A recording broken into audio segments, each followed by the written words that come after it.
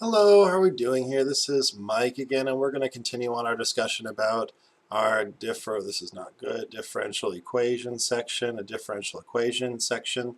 And before, if you're following the series of videos, you'd have seen that we solved a separable differential equation. I want to go ahead and try another example about solving a separable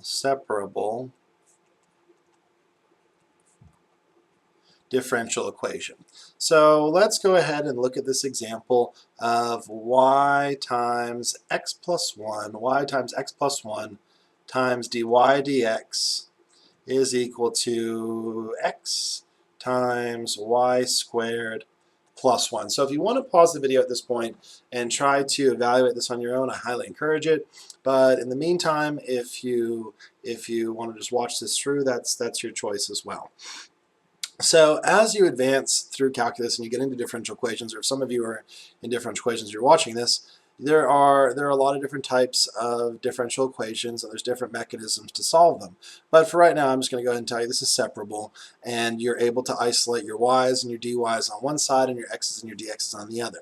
So the first thing I'm just going to do is multiply through by my dx. So I'm going to have y times x plus 1 dy is equal to x times x squared plus 1 dx. So I have x times, oops, I'm sorry, that's supposed to be a y squared, not an x squared.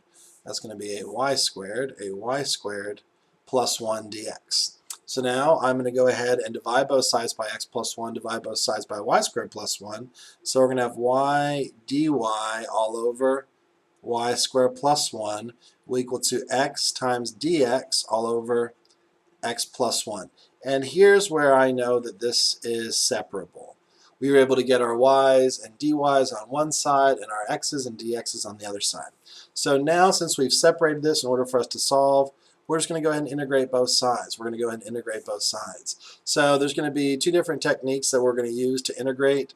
The first on the left side is going to be a u sub. The second is going to be a special type of u sub with a little mini substitution in the middle. So let's go ahead here, and we're going to let u equal to y squared plus 1.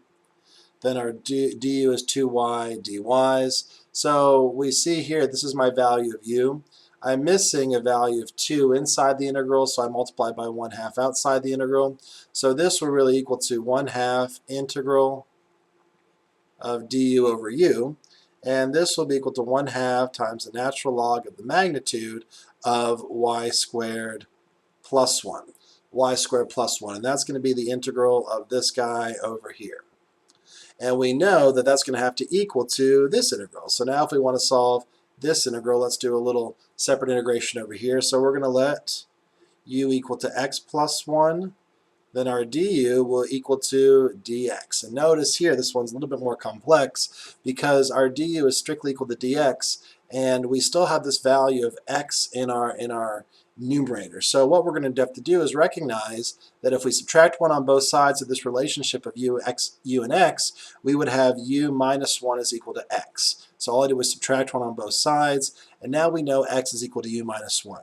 So if I do this little side problem over here, and I say that we have the integral of x dx all over x plus 1, I know that x is equal to u minus 1, which I'm just going to plug in here for my value of x. So this will equal to u minus 1, dx is equal to du, and this is going to be all over x plus 1, but we know x plus 1 is equal to u. So this will equal to the integral of u over u minus 1 over u, still times du, which is the integral of 1 minus 1 over u du. So hopefully we're seeing this. Oh no, just deleted some stuff, but we don't need it. So let's go ahead now and integrate. So if we integrate 1, we're going to have u. If we integrate 1 over u, this will give you the magnitude, the natural log of the magnitude of u, and this is going to be that plus c. And yes, I should have had a plus c over here as well. I should have had a plus c over here as well. I hope some of you caught that. And we know u is equal to x plus 1, so this will equal to x plus 1 minus the natural log of the magnitude of x plus 1, all plus a constant. So now we can equate these two sides together. So we know 1/2 times the natural log of the magnitude of y squared plus 1 plus a constant equals to a value of x plus 1 minus the natural log of x plus 1 natural log of the magnitude of x plus 1 plus a constant. Here's where the solutions get sort of tricky. So, well, not tricky, but they get a little bit exciting.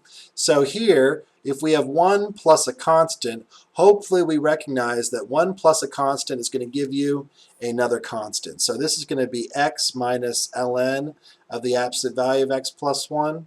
And this is going to equal, oh, sorry, this is going to be plus another constant. 1 plus a constant is another constant. So some people even go as far as by saying this is new constant C2 and new constant C1. I don't do that. That's just too many subscripts. And I just rather say that I know that I have another constant. And over here, you could even go as far as multiplying through by a value of 2 through the entire thing. I'm not going to do that. So I'm just going to leave this as natural log of the magnitude of y squared plus 1 plus a constant. If we subtract a constant on both sides, hopefully we recognize that we'll have 1/2 times the natural log of y squared plus 1, all in the absolute values. This will equal to x minus the natural log of the magnitude of x plus 1, and a constant minus another constant. Remember, these are different constants. They could be the same, but we're just going to go ahead and let this be equal to another constant. If it's 0, the constant equals to 0. So we're working with a little different. We're working with some constants here, but don't get overwhelmed by all the different constant manipulations. Constants are constants in these types of solutions. We don't worry a lot about the constants because as we derive to solve our differential equations, we know the derivative of constants go to 0. So we're not too worried about the constants. So keep that in mind as we progress. And this was another great example of how to solve a separable differential equation. And notice the reason why this is populating in Calculus 2 is that we're doing a lot of integration. So as we're doing a lot of integration, we want to practice and make sure that we have these fundamentals to solve these problems correctly. If you have any questions, let me know. Otherwise, we're going to continue on, and we're going to specifically talk about types of growth models and some decay models that have to deal with differential equations.